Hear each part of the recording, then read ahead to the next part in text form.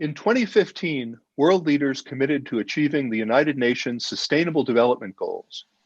We resolve between now and 2030 to end poverty and hunger everywhere in the world, they stated, to combat inequalities within and among countries, to build peaceful, just, and inclusive societies, to protect human rights and promote gender equality and the empowerment of women and girls, and to ensure the lasting protection of the planet and its natural resources.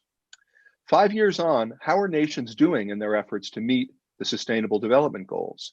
And how might their population policies be helping or hindering those efforts? To help answer these questions, I'm joined today by Florence Blondel and Olivia Nater. Florence is an environmental and health campaigner and digital marketer currently living in Charlotte, North Carolina.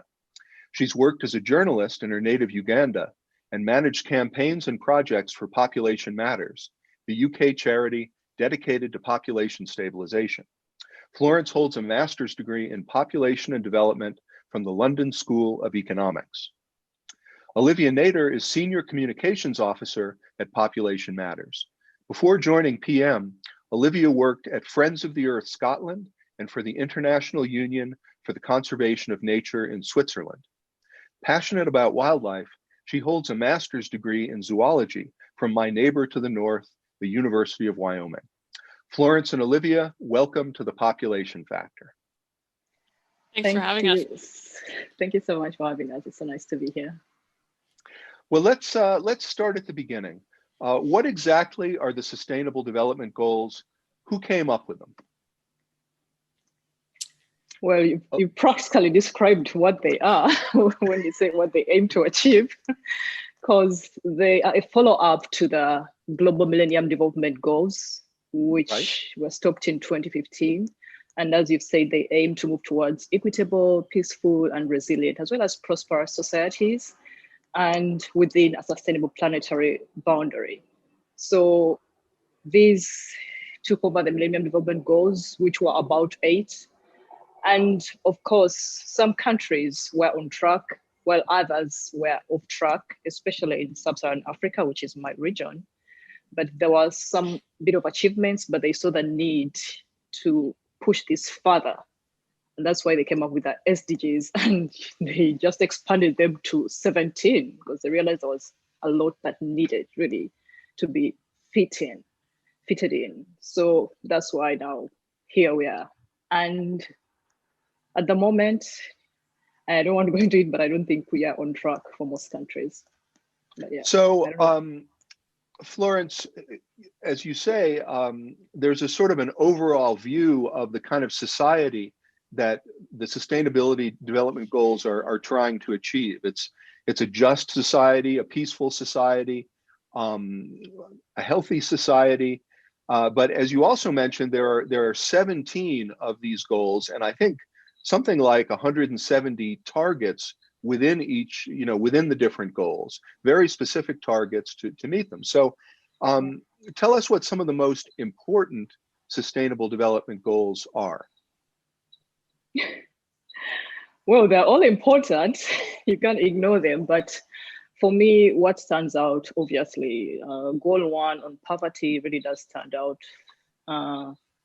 Hunger does stand out. Education, the first actually 5 goals do really stand out so much for me because there is gender equality, there's well-being and health, which is goal 3, wherein they cover non-communicable and communicable diseases, and of course talk a bit, I won't say it's expansive, about sexual and reproductive rights, bringing in family planning issues, reproductive rights for women and girls.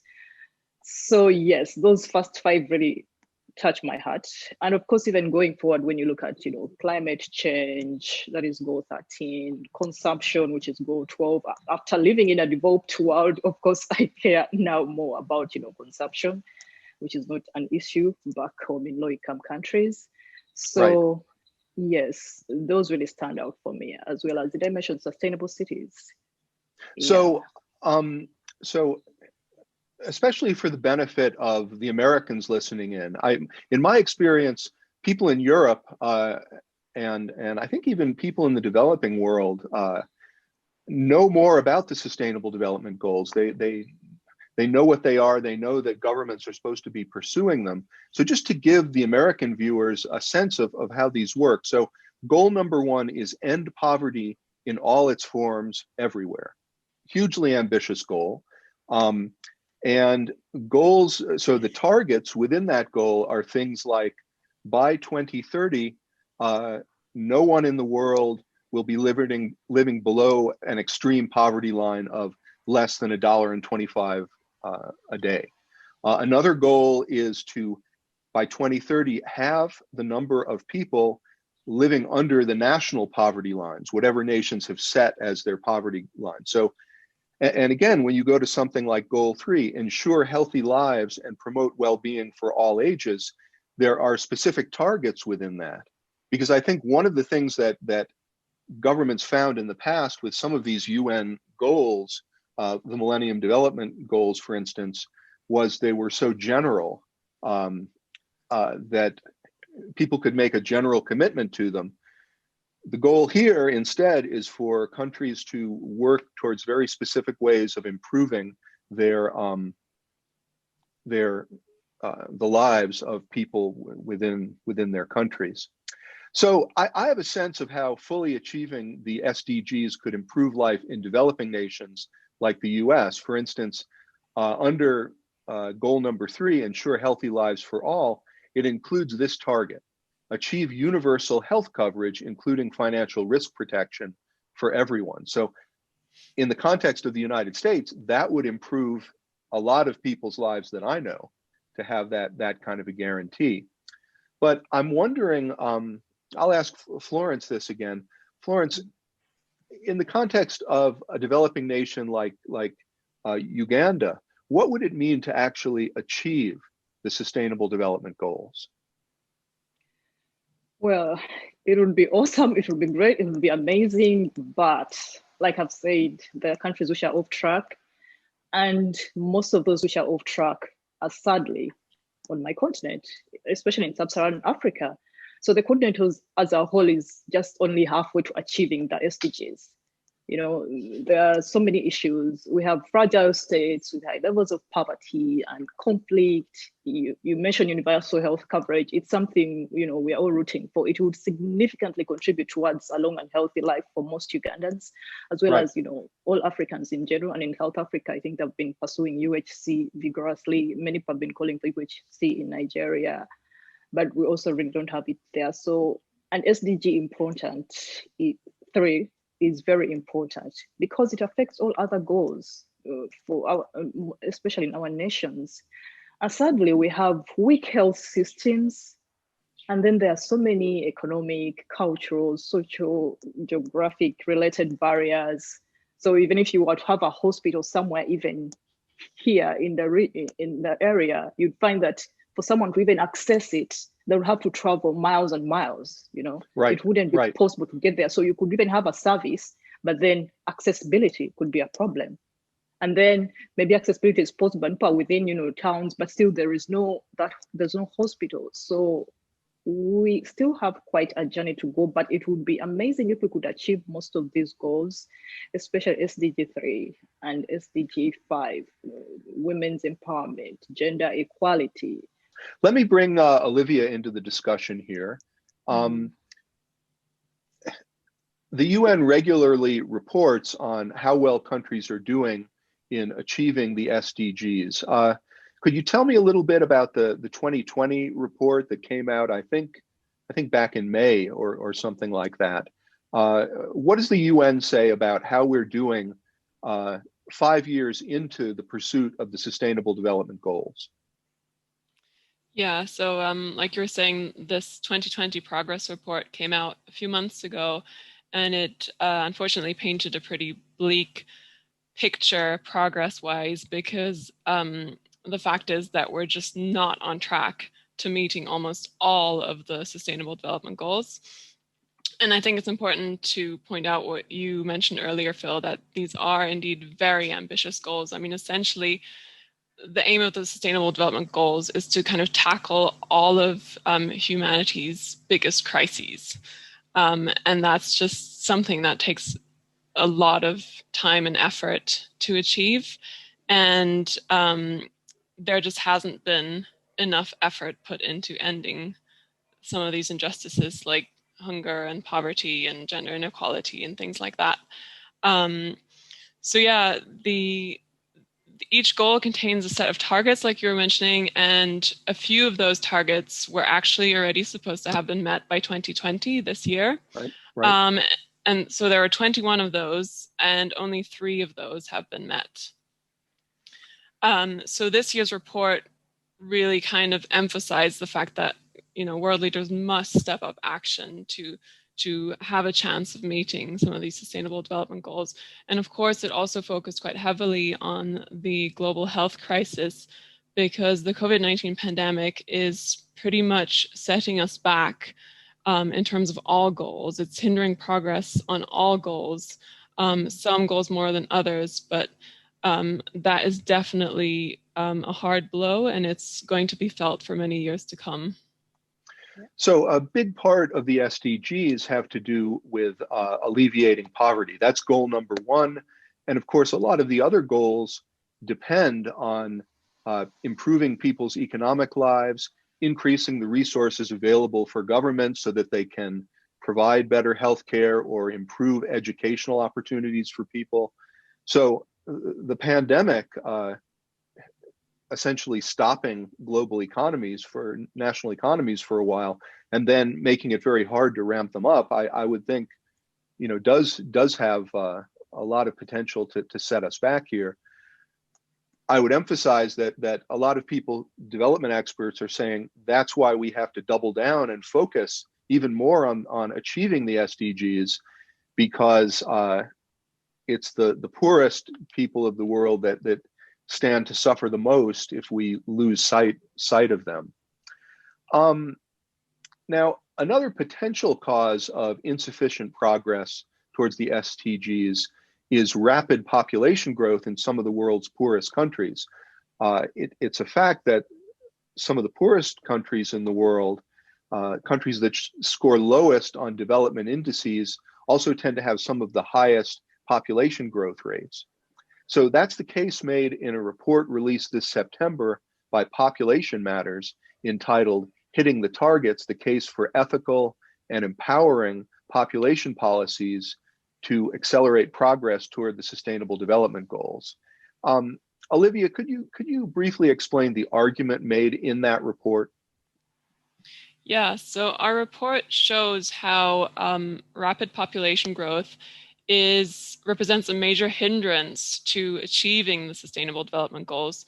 So it calls on governments to invest more in the ethical, empowering population solutions that are already embedded within the SDGs, and to recognize the fact that empowering people to choose small families everywhere will rapidly accelerate our progress towards the goals. So a few examples I can give you. So on some of the SDGs, we're actually going backwards, which is pretty depressing, but it's true. So hunger, for example, we were making decent progress in reducing the number of people suffering from hunger and malnutrition. But in the past 5 to 6 years, the total number of people suffering from hunger and malnutrition has actually been increasing again. And that's in part due to the fact that the regions worst affected by famine are also the regions with the most rapid population growth. Right. So you have the situation where you have population growth outstripping the progress that is being made to end hunger. And the same is the case with access to reproductive health care, for example. So a lot of developing countries are trying to end the unmet need for contraception, which means the number of women who want to avoid pregnancy but who are not using any contraception. So they have an unmet need for contraception. And that number is also still increasing, unfortunately, even though proportionally, we've made some small progress in making contraception more available to more women. The total number of women who need contraception but don't have it is still increasing, again, because the regions with the fastest population growth are some of the worst hit. So, and that's an important point that you make several times in this report. It's good to have only 20% of a population rather than 30% suffering from malnutrition, let's say. But if a population is growing fast enough, even though you reduce the proportion, you can still have a larger total number of people suffering. Exactly. And the goal is to end that suffering, not just to decrease the overall proportion. Let's talk somewhat specifically about how this can work, how a rapidly growing population can undermine an attempt to achieve one of these goals. So goal number 4 is ensure inclusive and equitable quality education for everyone. So, and again, for some of our listeners who are in wealthy developed countries, you might not be used to thinking about it in these terms, but if you have large numbers of kids that you're trying to educate and relatively poor governments, it could just be the case that there aren't enough resources to go around. You can say to those governments, well, provide more resources, but they're also trying to do a lot of other things besides educate children.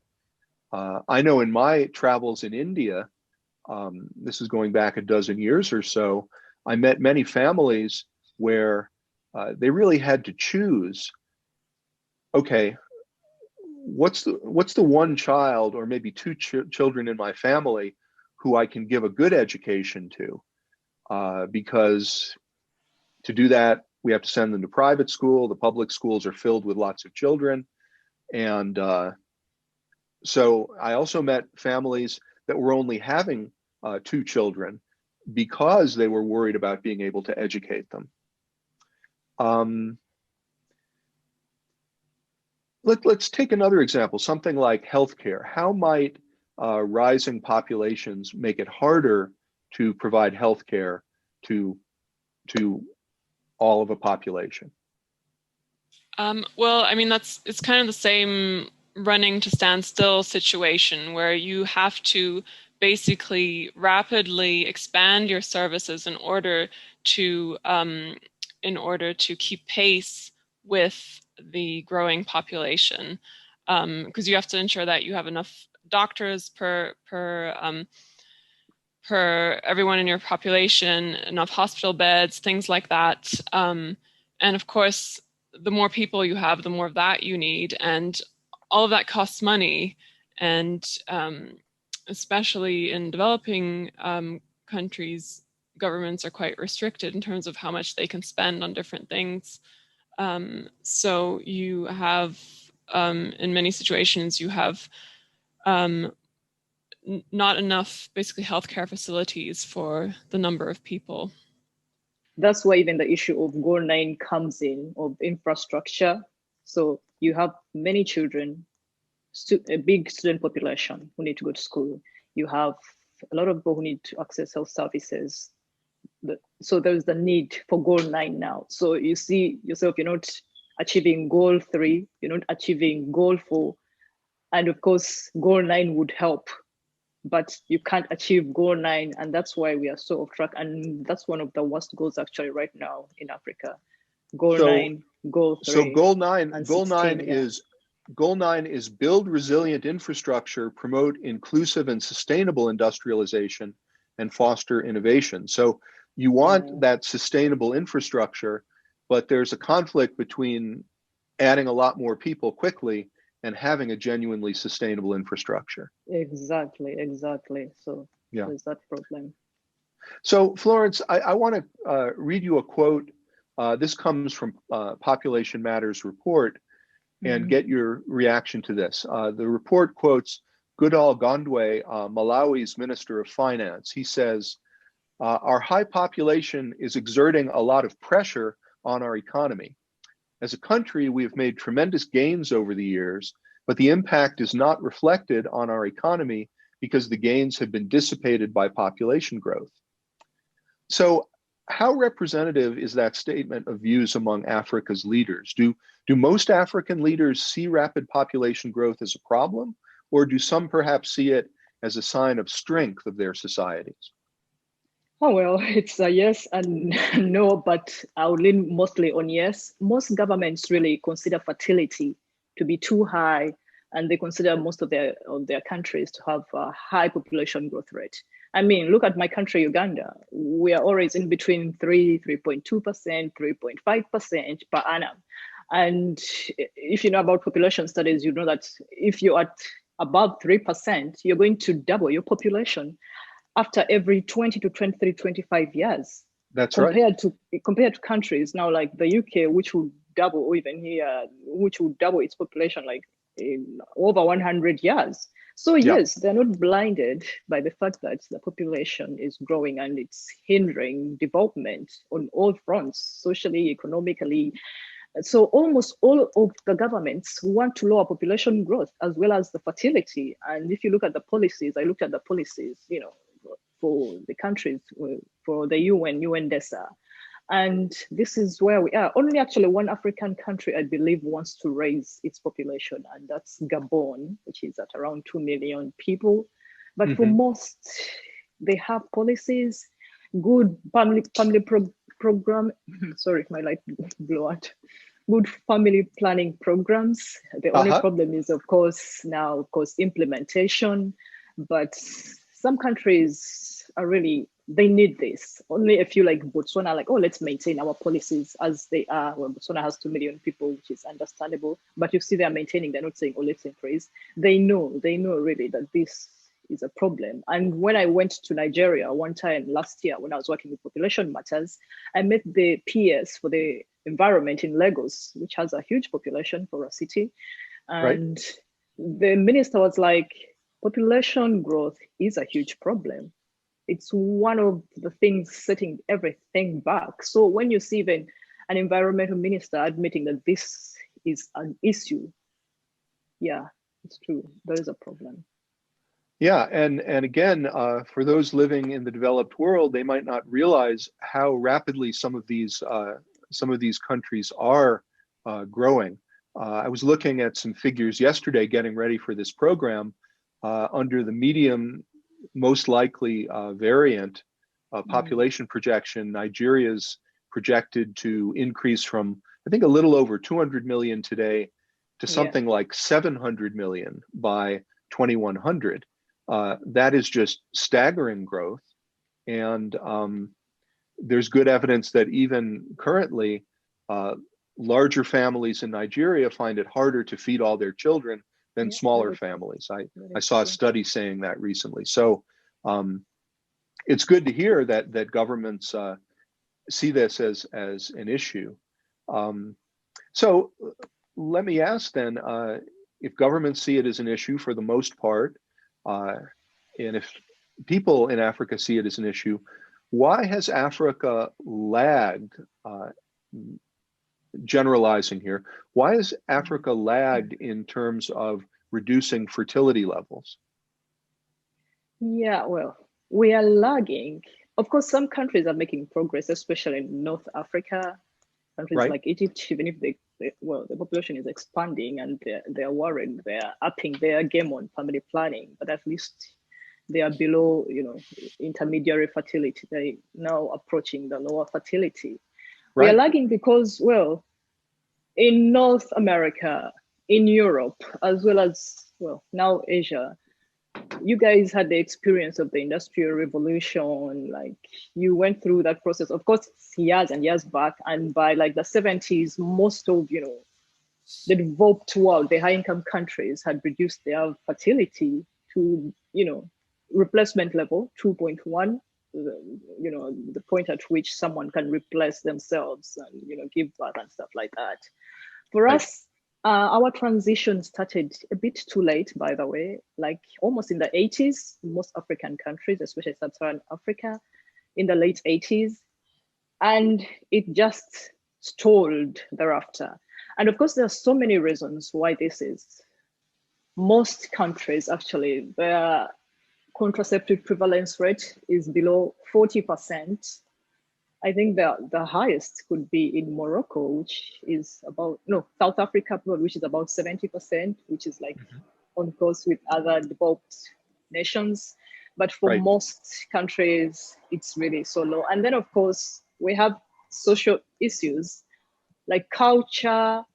People believe that it's their right to have children, you know, like they were brought on earth to be child bearers and child rearers. It is something we grow up with. It is impounded into our minds. It's ingrained. It's so even women, like you'd be surprised, women defend this, you know, because like it's our culture.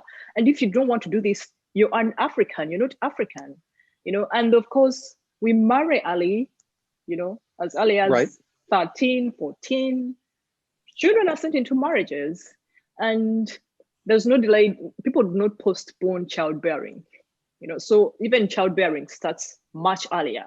So this is why we are not really fighting this, because if a child starts childbearing at 12, 13, as is the case now, some at 10, I don't know, recently, someone just told me that there's a child who gave birth at 10. So we are starting early childbirth, early marriages. We have cultures, we have male dominance, like, hello, we are in patriarchal societies, and men who want to have children to prove that they can. And then we have polygamy.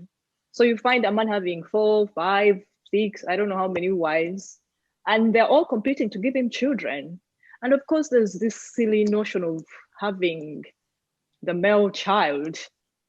That is crazy, because you find a woman has 1 girl, 2 girls, 3 girls, and they're looking for a boy, trust me. Because if they don't find a boy, a man is gonna, you know, go out and get another woman, because hello, polygamy, and of course it favors the men, you know.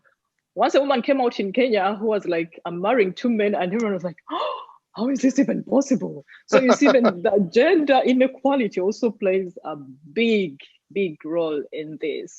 So yes, we are still stuck there. Of course, I don't know if I should go into religion, because that's also kind of a thorn. Well, I think religion is an important factor in these things. How does religion impact population policies? Oh my God, it's pretentious. Trust me, first of all, in Uganda, we have a first lady who thinks she's closer to God than the rest of humanity and the rest of us. We have some such leaders. No, honestly, we've been making progress. But you find that sometimes religion just comes out and people are like, okay, we had a good policy. Like people came out, even the Ministry of Health launched sexuality education to be in school, include this and this. And then I think she got a vision from God telling her, no. Tell them, even after the launching, it's like, no, we're not turning this into, you know, policy. We are not doing this. Let our children abstain. Let our like, she's detaching herself from the reality in the country, whereby it's a country which is below, you know, about almost 60% are below 17 years of age. In my own district, actually, Mayuge, 60%, and other districts, most of our people are below 17 years of age, and they start childbearing much earlier. There's early marriage. Like Uganda is one of the high burden countries when it comes to child marriages, number 16. So we are way up there. So someone detaching themselves from this reality of what's happening and saying, oh, you know, we have to be godly, we have to abstain until marriage. So is this first lady a Christian or a Muslim? She's Christian. Oh, she's a Christian. She's a Christian. Most she's a Christian, and if she could make most Ugandans Christians, trust me, she would. But of course, we have even Muslims and other religions, but of course, Christianity, yeah. So now, yes, religion is a problem. I wonder if there are there religious leaders on the continent, though, who are helpful on this issue? Because I know around the world, it's been something of a mixed bag. I know the Catholic Church has often, especially the hierarchy, has stood in the way of contraception availability.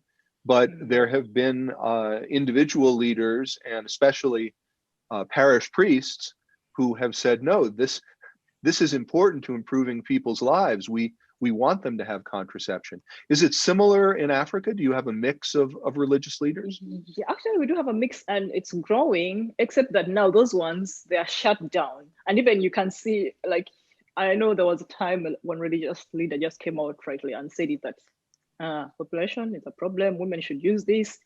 And you could see people just even attacking the guy, you see. So, like I've told you, we are restricted by our cultures, by our strong beliefs. Like, no, this is how it's supposed to be. And like I've told you, I've been married for what now, going to 5 years. And people want me to have a baby. They're like, are you African? Are you sure you're fertile? Like for Ugandans, like you get into marriage the first year, like show us the evidence. Where is the child?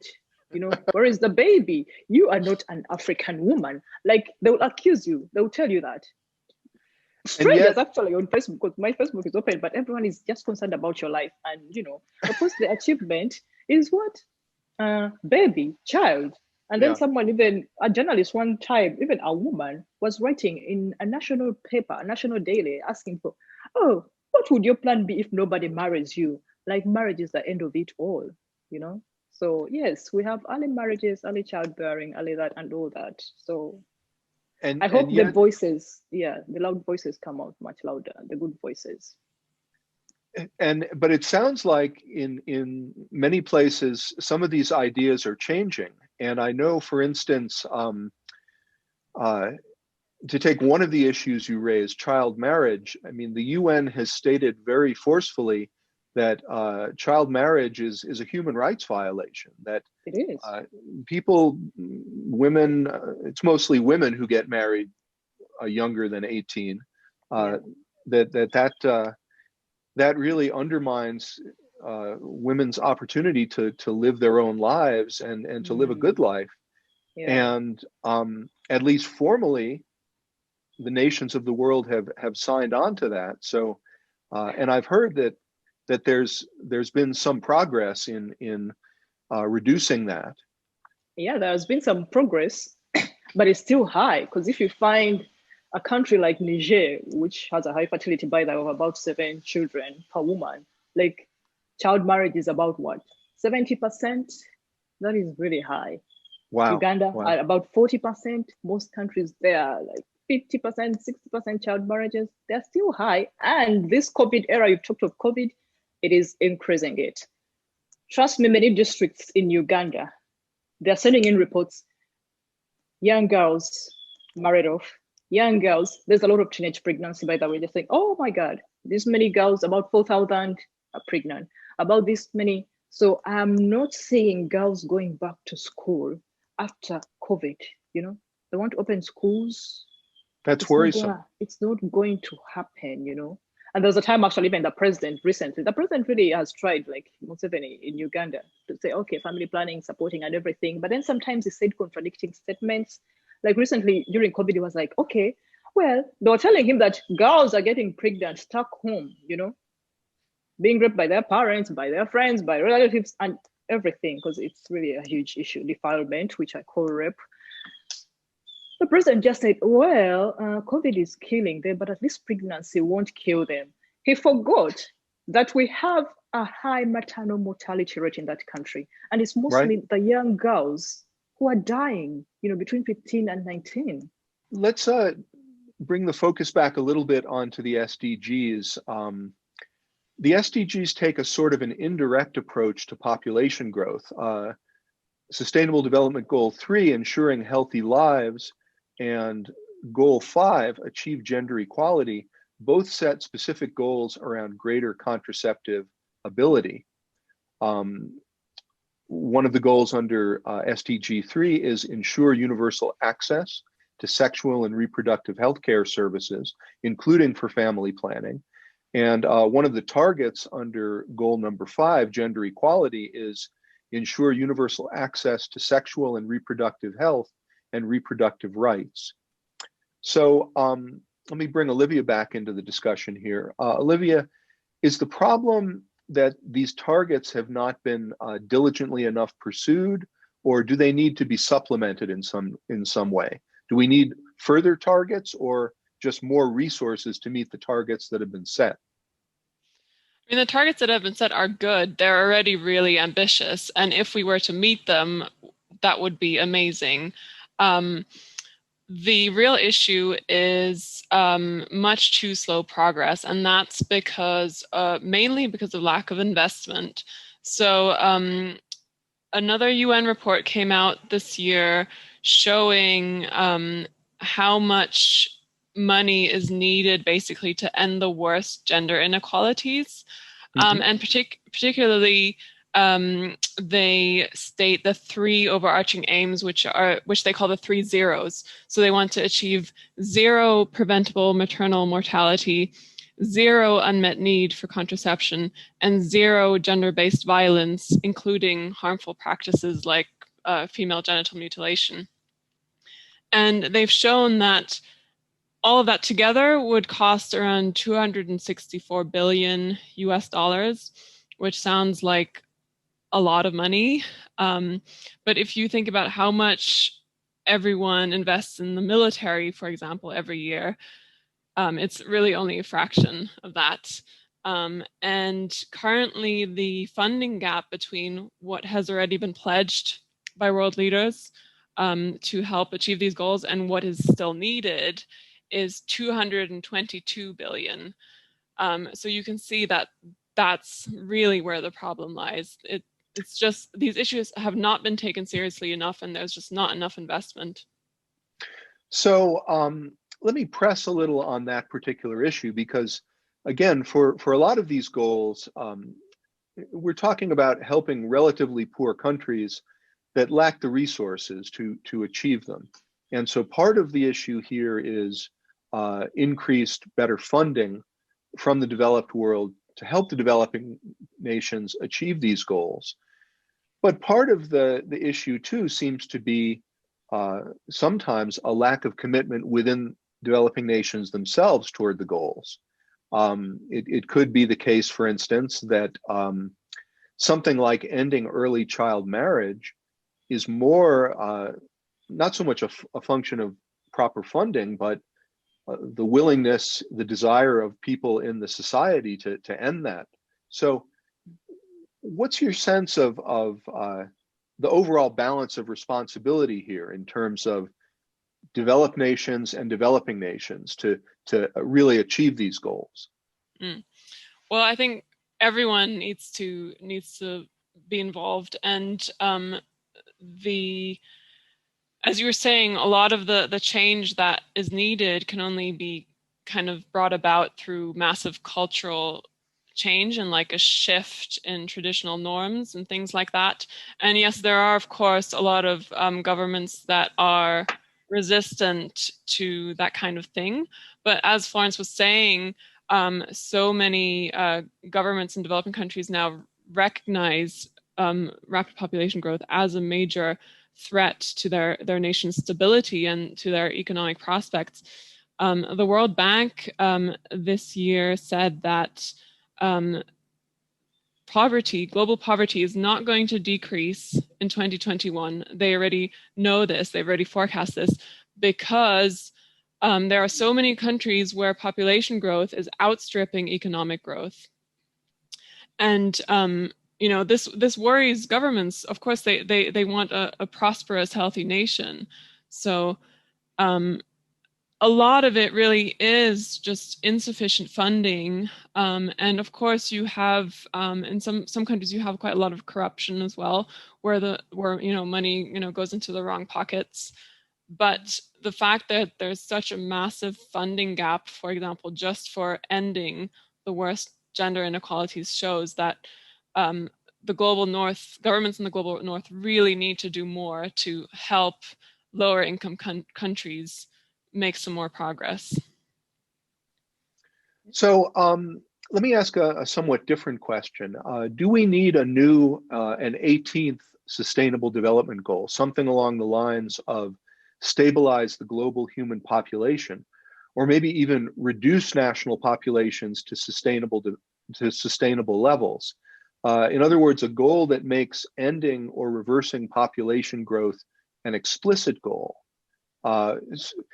Again, the current Sustainable Development Goals talk indirectly about this because they talk about providing the contraception and the improved status for women and improved education for women, all of which are essential to lowering fertility rates. But nowhere do they say we need to stabilize the global population. Do we need an explicit commitment to that to actually achieve these goals? Yeah, I mean, so I would argue that it might have been helpful to have that 18th Sustainable Development Goal that specifically states we need, a sustainable global population. But at this stage, I mean, there's no way we can make that happen. The SDGs are already, set in stone, and there's only 10 years left to meet them. So at this stage, adding that goal would not be particularly helpful. And as you were saying, the key recipe for ending population growth is already embedded in the SDGs. What would be helpful would be for world leaders to recognize all of these in the context of the global population, and how further kind of concerted efforts to make progress on these key goals, especially ending poverty, achieving gender equality, improving access to healthcare, things like that. And education, of course, education is really important because so many girls are out of school. Right. And there are so many studies that show that basically the number of years a woman spends in education is inversely correlated with how many children she ends up having over the course of her life. So the more education a woman gets, the more opportunities she has, and the less she will be kind of bound to the home looking after lots of kids. Yeah. So I think that might be what's missing from the goals, is that the recognition that all of these things are connected to the overarching population picture, and that recognizing that these ethical empowering population solutions basically benefit everyone everywhere, and also help fix our biggest environmental issues. I think there needs to be greater global recognition of that, especially among governments. Yeah. So something like increasing education for girls is really a win across the board. I mean, more education in itself is a good thing. It empowers girls as they grow up to take a stronger role within society, have more economic opportunities. So even before you get to the fertility lowering aspect of it, there's a great argument for increasing resources. And simply an equality argument. I mean, girls deserve the same opportunities as boys to become educated. But it's also true, there's good evidence that by improving education, as you say, fertility rates can come down. Yeah. That's why we call them win-win solutions. Yeah, it's a win-win solution. And, with education, like the woman has the agency, really, that she has always been denied. She has the autonomy. She has the ability to take care of her child. Now, she's going to ensure that even if she has a child, the child is well cared for. They have nutrition, good nutrition, and they are likely to send their children to school. If they're educated, they see that importance. So if we could provide all of this simultaneously, I feel like we could really hit the goals. Like at the same time, give them education, at the same time, give them contraceptives, like let everything be there. And, with the policy that we've come up with right now, like increasing, school education years, for example, like in Africa, most countries you find like school years is just 4 years for some, it's that little, some it's 3 point something, 5. Right. I think the highest one is in Morocco, which has 10 years. So yeah, education is very, very important. Yeah, it really stands out. Let me make a little bit of a switch here. The Sustainable Development Goals are not just development goals, they're supposed to be sustainable development goals. So SDG 11, for example, is focused on making cities environmentally sustainable. SDG 12 is ensure sustainable consumption and production patterns. And SDG 13 commits nations to urgent action to combat climate change. And then finally, the 14th and 15th Sustainable Development Goals commit the nations of the world to halting global biodiversity loss on land and in the ocean. Yet according to the most recent UN progress report, we're actually moving further away from these environmental sustainable development goals.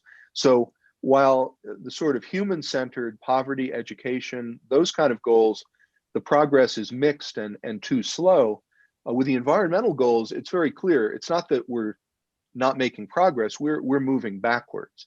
Why is that, and what role do increasing populations around the world play in this particular failure? You rightly pointed out that we're doing abysmally on the environmental goals, and the UN body in charge of biodiversity, the Convention on Biological Diversity, set targets to basically end the loss of biodiversity by 2020. So this year they came out with the report basically to kind of show how we've done, and predictably not a single one of the targets was met. And that's essentially because conservation efforts fail to tackle the two fundamental root drivers of biodiversity loss, and those are habitat destruction, basically, and overexploitation. And those, in turn, are fueled by our growing numbers and by our consumption patterns.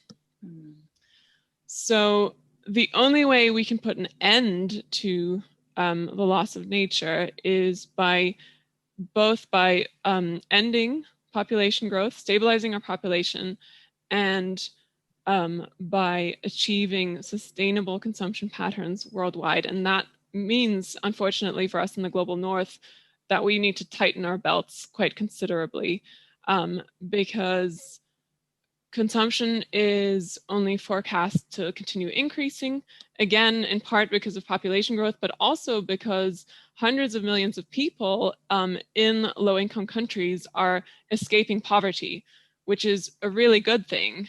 And in order to facilitate their increase in consumption, we really need to cut back on overconsumption in wealthy countries like Western Europe and North America. Now, I hear that a lot from environmentalists, and I'm an environmentalist myself. I don't typically see great efforts among my friends to actually do that. And, you know, even if I do see it in a few cases among a few people, our economies aren't built around less consumption. Our economies are built around more consumption. So, so speaking a little more generally now, I mean, the Sustainable Development Goals seek to make greater resources available to people around the world, especially poor people. So realistically, if we want the kind of societies that the SDGs point to, aren't we going to need a much smaller human population in the future? So in other words, a world with no poverty that's also ecologically sustainable, stabilizing the population doesn't look like it's going to be enough to achieve that. Yeah. Well, ideally, I mean, that's the long-term goal. It's just that that takes many generations to come into effect. So what we want to aim for is to achieve a global fertility rate of below replacement level. And the replacement level is 2.1 kids per woman.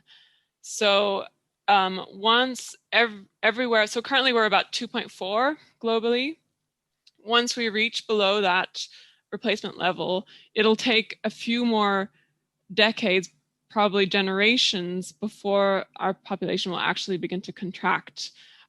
That's just because of demographic momentum. That's kind of the technical term to explain why it takes so long for population changes to come into effect.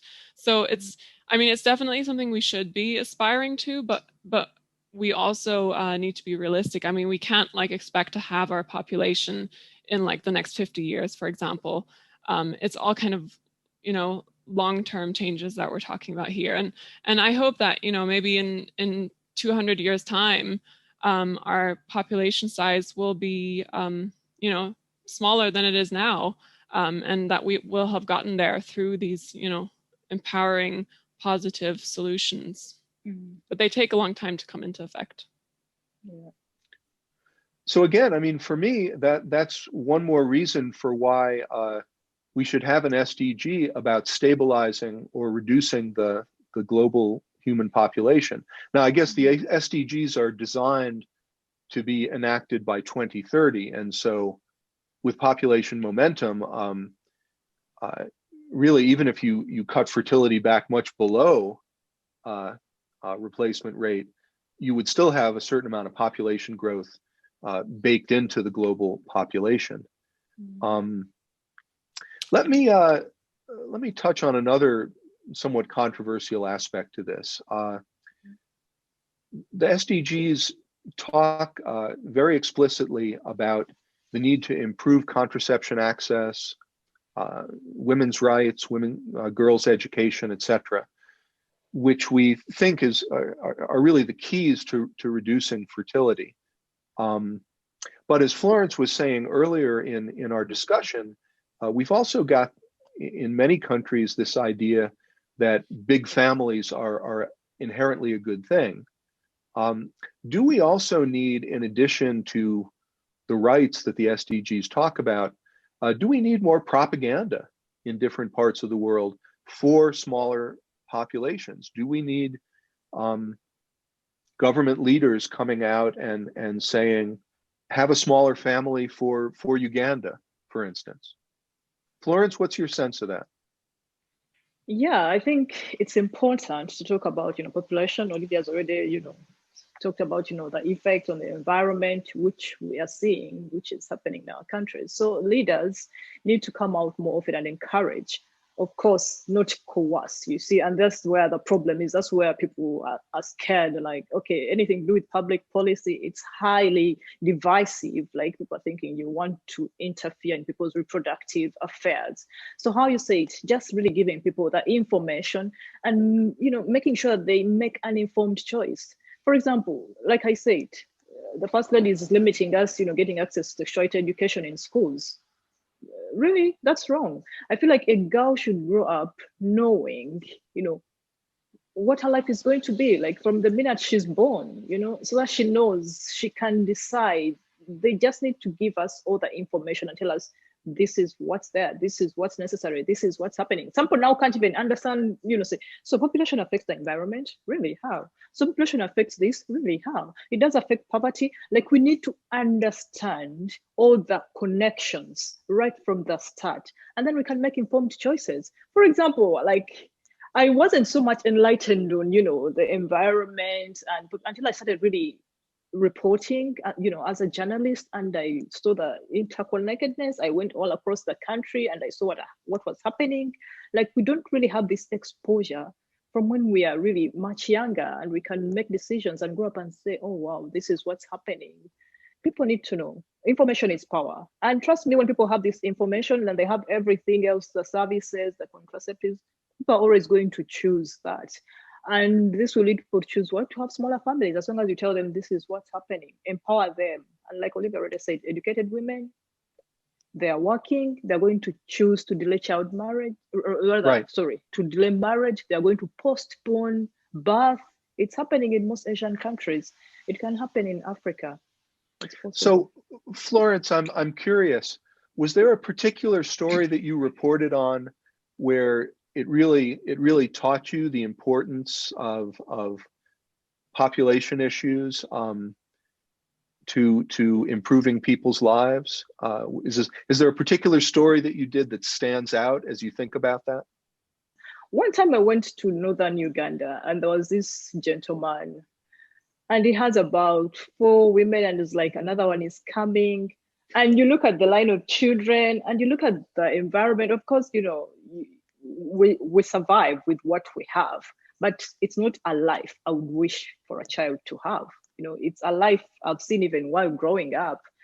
But you see women just competing, like, oh, this one she has now a son.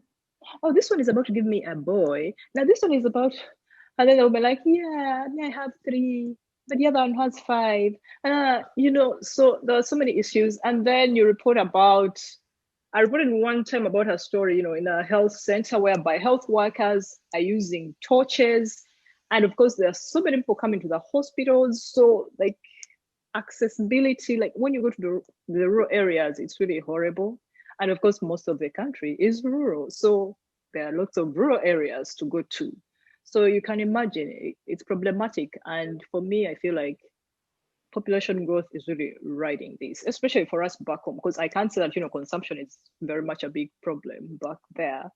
It's mostly population growth. And even the leaders agree. And even right now, even they're agreeing to the fact that it's affecting the environment. At least there was a report which came out in about 2015 where they said about 40% is attributed to population growth, environmental degradation.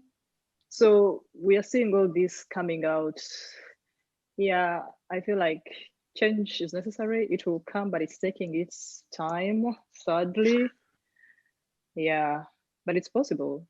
Most Ugandan women are coming up. There's lots of Florences out there in that country. That's good to know. They need opportunities. They need the opportunities. Most of them need to be uprooted out of that. But we'll get there. Yeah. Very important point.